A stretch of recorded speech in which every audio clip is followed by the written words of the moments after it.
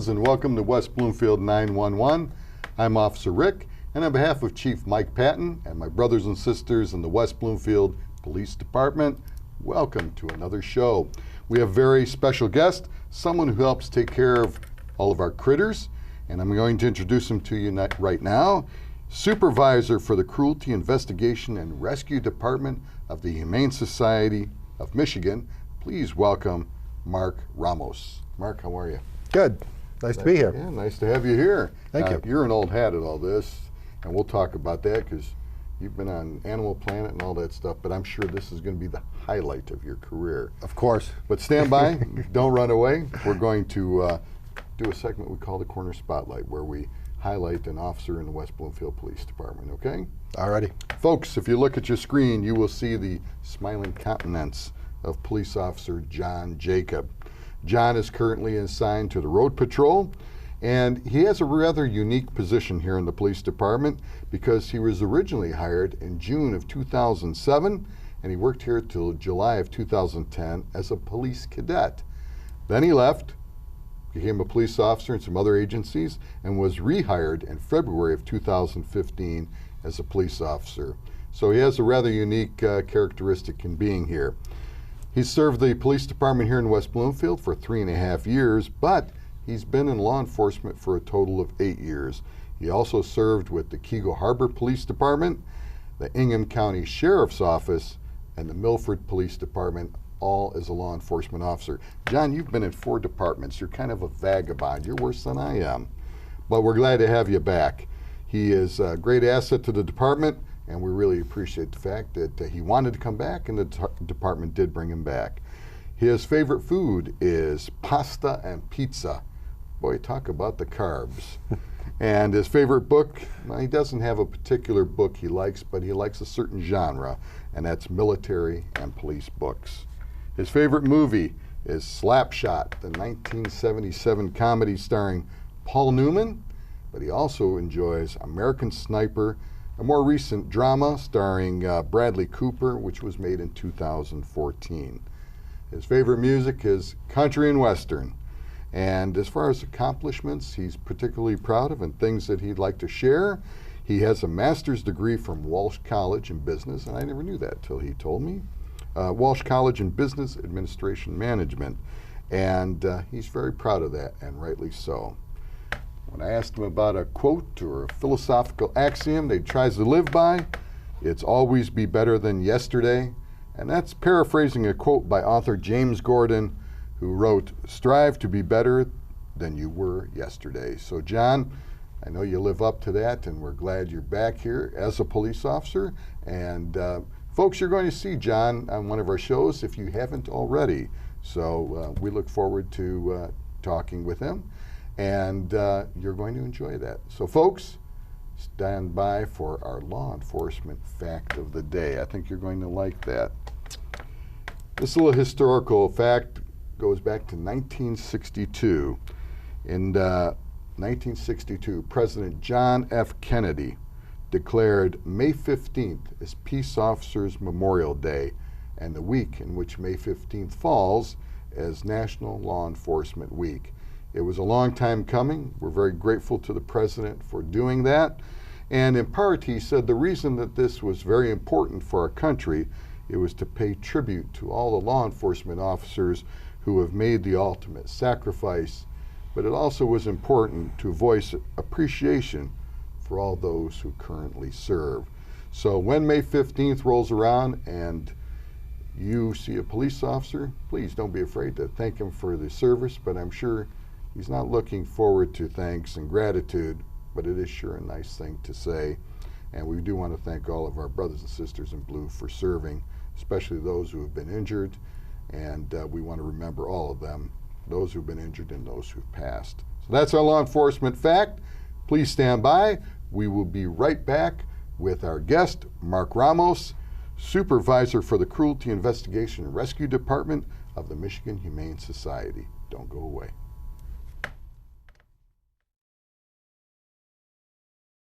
You're watching West Bloomfield 911 on Civic Center TV, a service of the Greater West Bloomfield Cable Communications Commission.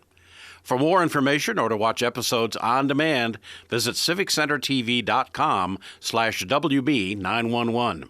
Civic Center TV, television that's close to home. Michigan is a melting pot of various cultures and races in which we all live side by side. The Anti-Defamation League is an organization that focuses on fighting anti-Semitism and bigotry of all kinds. The ADL works with schools and businesses to provide education and outreach to the community. To learn more about the Michigan Regional Anti-Defamation League, visit michigan.adl.org or call 248-353-7553. Hello, and we're back with Mr. Mark Ramos, and I'm not going to say his title again because that is a long one, but he is with the Michigan Humane Society, and he handles investigations on people who like to abuse and neglect our critters. Mark, welcome to the show. Thank you. Glad you're here. Glad to be here. And you have a rather unique position. And you know, growing up, I always thought that investigating animal cruelty cases and that sort of thing was relatively new, but it really goes back in the history of the United States where there's been movements to protect animals from abusive people. This is really nothing new.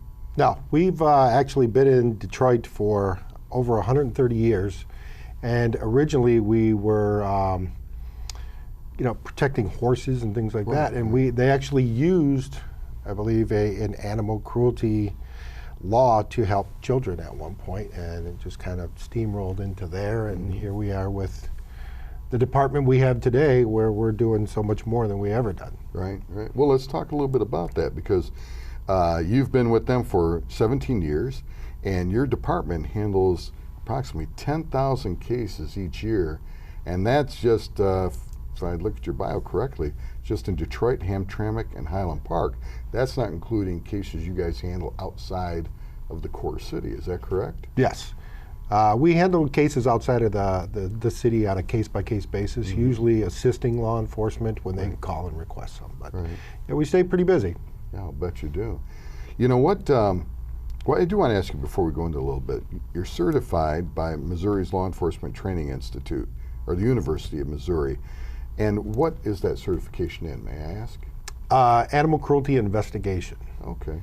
They have a 3-week course that focuses on just a broad spectrum of investigation and focusing mostly on animals. And there's different parts of it. There's a dog fighting component, large animal seizure, livestock, things like that. It's really helpful even for people that have been in the business for a long time. You can always go there and learn something new. Learn something new, absolutely. Now, let me ask you, is the protection of animals, is that like in regular law enforcement dealing with people? Crimes evolve, new ways of cheating the system or finding ways to cheat people out of their money and hard-earned cash evolve. Do people who abuse animals find new ways to do that as well? You know, you would think, but for the most part, a lot of what we do is education. A lot of the neglect that we deal with is unintentional. Okay. People, it's real easy to get a dog and not have everything you need to go along with it. Right. When people get a free puppy, you know, you don't think that, oh, he's going to need food and water, and he's going to need shelter, and he's going to need veterinary care, and just general maintenance. And you know, that's usually where people fail. And the majority of our cases are just educating the public on how to take care of their animals properly. Well, let's talk a little bit about that. As an investigator, most of what you see then is neglect, not the cruelty, correct? Yes. What's the process? What do you go through when you get a call on neglect cases? What do you do with the individuals and the animals? Can we go through that a little bit? Well, first off, we go out there and advise them who we are and why we're there. Try to see the animal. The animal's going to tell us the biggest story, because usually we get a different story from the owners. I feed my dog every day. Well, then why is your dog skinny? You know, so we have to look at everything that's going on and kind of go from there. Like I said, most of it is unintentional, so people just don't know. A lot of the problem in the city is the food quality. People can't really get out to a big grocery store. There are not a lot of grocery store chains. Right. So they're buying cheap food at their grocery store, their local corner store, feeding it to their dog every day, but it's got a low quality fat in it. So the dogs will lose weight. So we have to advise them on how to improve their weight. And a lot of it is unintentional, but we do have cases where people are actively being cruel to their animals. Dogfighting is a big problem in Detroit. Yeah. Oh, well, let's talk a little bit about that, because I know when I worked in Detroit for previous agencies, not only dogfighting, but an immense amount of loose packs that are running around. Yes. But let's talk a little bit about both of those, but I guess let's focus on the dogfighting first, if you'd like. Unfortunately, Detroit is a hotbed of dogfighting. We are in that I-75 corridor, so you have a lot of travel. It's easy to get places. It is very underground. There's different levels of dogfighting. You have the street level dogfighter who really doesn't know what they're doing. They see guys in the neighborhood fighting dogs, and they just grab 2 dogs and fight them. Those dogs typically we end up removing for lack of medical care, because the people don't usually have the money to take care of them. Then you have the hobbyist, a guy who may have a job somewhere and he's got 3 or 4 dogs in his yard, and he's trying to take that next step up to a professional dog fighter. And those guys can make hundreds of thousands of dollars a year. The professional. Yes. Just breeding, fighting contracts on their dogs. It's a big industry. There are people that just provide veterinary care for dog fighters, because you don't want to take your dog to a veterinarian and have them report you. So it's a very big underground industry that makes a lot of money. Yeah. And of course, with most crime, that's a motivating factor. It's pretty much with all of them. I mean, we have a lot of the same people that police officers are dealing with, we're dealing with, because there's a lot of guns, drugs, money involved, and you got that expendable cash, you want to do something with it, and let's go buy dogs. Right, right. Now, we always hear about, of course, the pit bull as being the primary dog used by a lot of these folks, but they're not strictly the only dogs used, correct? For the most part, what we see is pit bulls. Okay. In other countries, they use other dogs, Okay. but typically what we see is pit bulls Now, that are bred specifically for fighting. for fighting, yeah. Yes. Now, you said in other countries, so is dog fighting big in other parts of the world as well as the United States? Oh yeah. Wow. Yes. It's the betting. And I mean, that's what drives it. I mean, it's been around for over 100 years, and dogs have been selectively bred to fight. And whenever you have betting and money involved, it's going to thrive. Right. That business is always going to be there. So it's pretty much every corner of the world. And people you wouldn't expect to be dog fighters could be dog fighters. Yeah, and I think a lot of people became maybe a little shocked with that when there was a famous quarterback a few years ago that got arrested for that. I think a lot of people kind of had their jaws dropped that here's a guy that's high profile, making a ton of money anyway. Yes. And he was heavily involved in that, but he by far was not the only person. No, you have other people that are involved in it, and we've had people in the past, other sports figures, right around when Michael Vick was going on, we've had people step up and say, hey, this isn't something that we're all doing. And they've, taken a stance against dog fighting, which is pretty good. Right. Right. It's nice to know that there's people out there that really care and don't want to see this happening. Well, let's talk. What is the penalty for dog fighting? Everything involved with dog fighting is a 4-year felony. Everything. Everything, under our state law. We've got pretty good laws in Michigan regarding dog fighting, so just attending a dog fight is a 4-year felony. Wow. Breeding, betting on it, that's 4-year felony. If you allow somebody to use your garage for a dog fight, that's a 4-year felony. No kidding. So we like to do those warrants because everybody gets charged. So Michigan's pretty good with that. Yeah, Michigan's pretty tough on dog fighting. Good, good. Now, and I don't know if this would cross over, and maybe it's a question off the wall, but when I was growing up, you used to hear more about cockfighting. Is that something that comes under your purview as well? Yes. And is that something that's even big in Michigan? It is. The problem that we're facing in Detroit is there's a large Hispanic community, and we see a lot of folks that have chickens and roosters, and they're just having chickens and roosters. And then we see a lot of people that have 13 roosters, no chickens. Right. So those are the folks that we're going after, and neighbors really aren't able to discern that, so we get a lot of calls that are just people that have chickens. Unfortunately, you can't own them in the city, but we advise them, and they do what they have to do, and we don't actually enforce those laws. But once you move out into the rural parts of the state, you have a lot of folks. We've been involved in cases where we've removed over 150 roosters, and you have to house them separately, and it presents its own problems. Sure. But it's there. Sure. Now, what does the state or Michigan Humane Society do when you come across dogs or roosters that have been bred for fighting? What is the process? What do we try to do with those animals if we're able to take them out of that environment? I would imagine that a lot of them don't ever make it out of that environment because they're either killed in the fighting or the owner disposes of them or they're no longer of value. Yes. Losing animals that, we talk to dog fighters and they'll tell us the reason I have 20 dogs in my yard is I don't know which ones are going to be champions. So they have a lot of animals that they're training and have been selectively bred for that purpose. Mm-hmm. The problem with once we get those animals is, like you said, they're usually in pretty rough shape. We've had animals that needed to be euthanized as soon as we take them because they're in such bad shape. Yeah. Unfortunately, the problem in Michigan is under the state law currently, we cannot adopt out any animal that comes from a known fighting location. So we have to euthanize all of those animals. Because of the breeding. Because of the breeding, blood exactly. in them. Exactly. That's what they have been selectively bred for. Right. Certain traits is what they're looking for, and those traits, unfortunately, you don't want to put back into the community. It wouldn't. It would be irresponsible of us.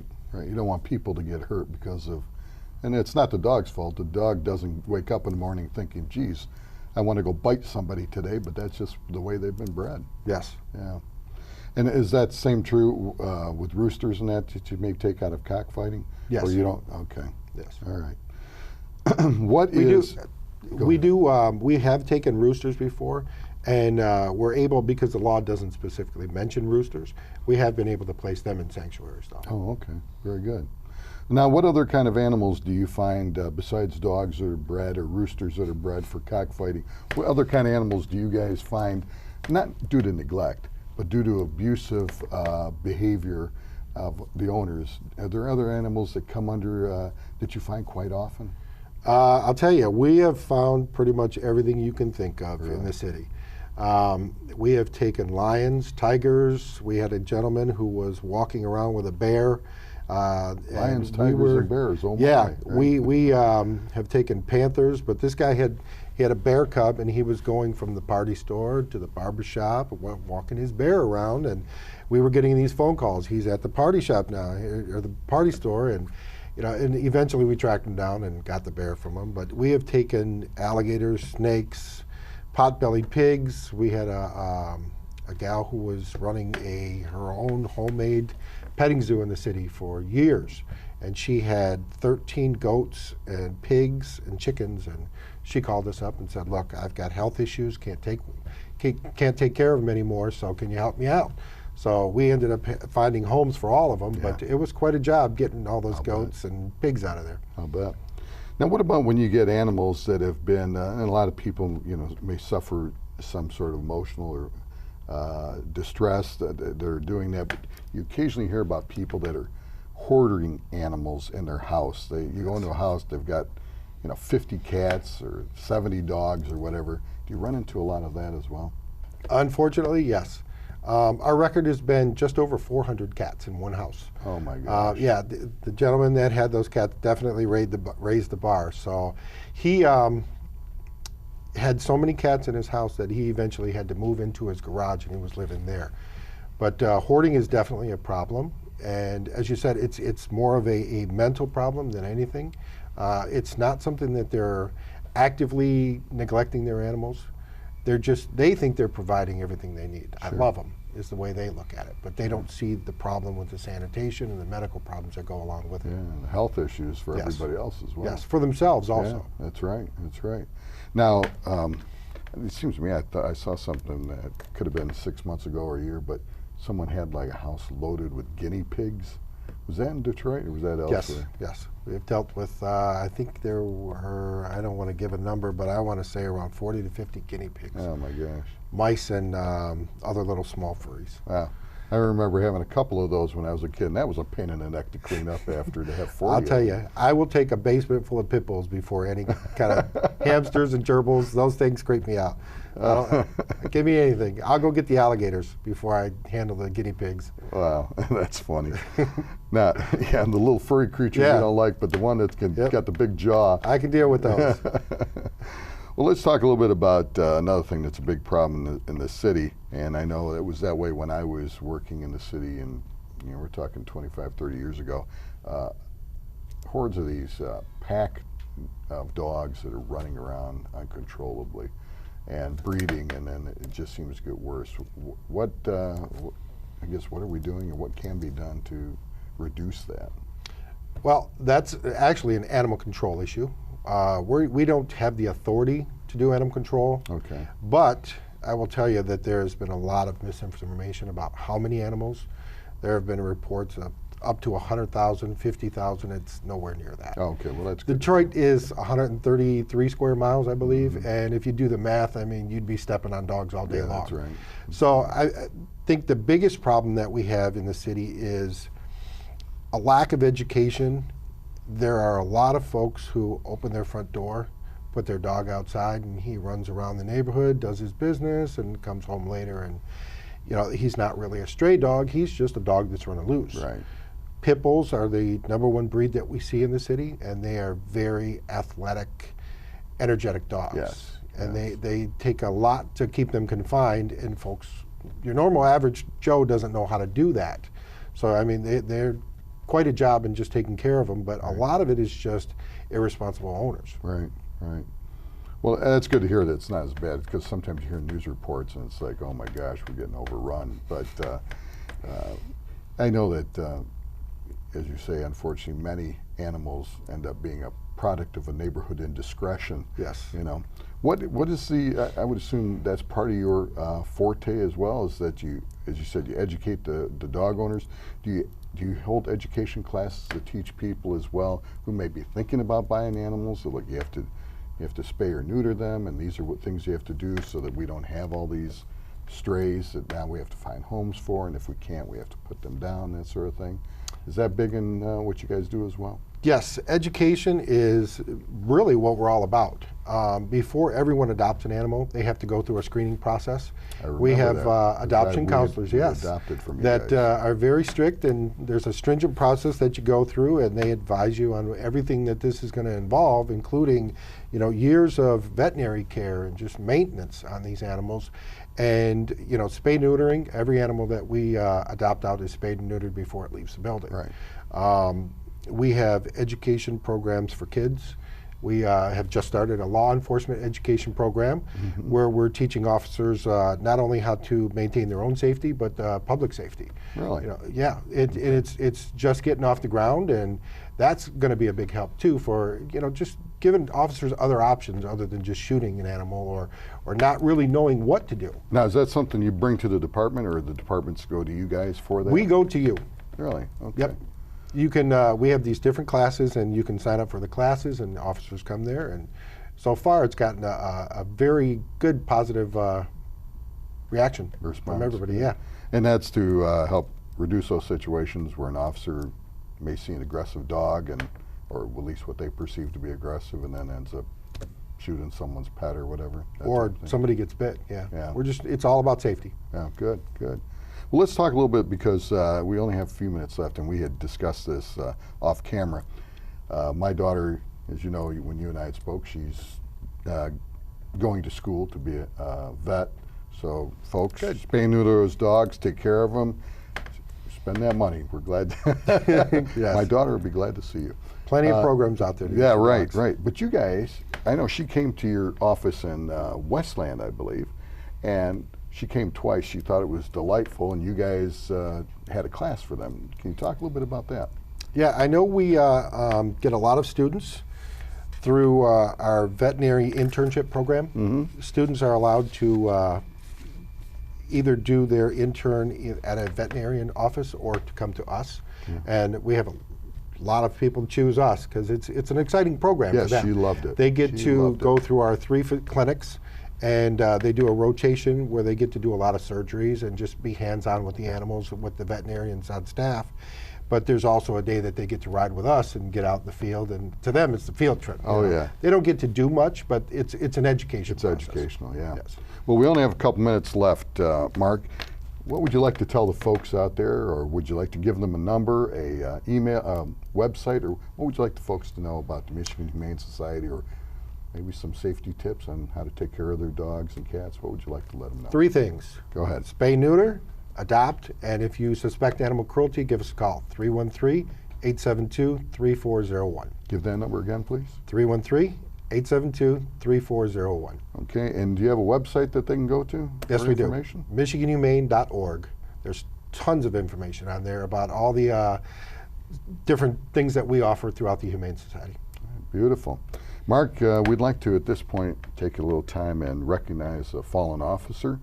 Yes. Folks, if you look on your screen, we are going to remember today Lieutenant John M. Brown from the Cherokee Nation Marshal Service, who was killed in the line of duty on December 28th, 1845.